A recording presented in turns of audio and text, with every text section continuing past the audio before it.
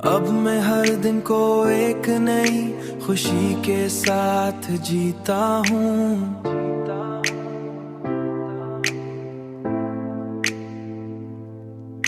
तुम्हारी मौजूदगी ने मेरी जिंदगी में एक नई रोशनी भर दी है।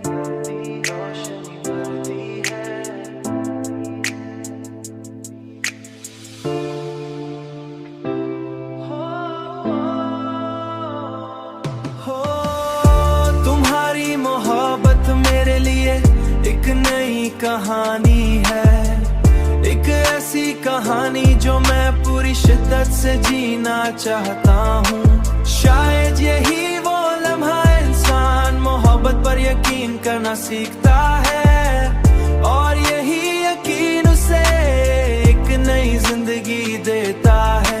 एक ऐसी जिंदगी जो उम्मीद से भरी होती है। मैंने सीख लिया है कि माजी को छोड़कर आगे बढ़ना ही असल जीत है। तुम्हारी मोहब्बत मेरे लिए एक नई कहानी है, एक ऐसी कहानी जो मैं पूरी शिद्दत से जीना चाहता हूँ। शायद यही वो लम्हा है जहाँ इंसान दोबारा मोहब्बत पर यकीन करना सीखता है। आगे बढ़ना ही असल जीत है।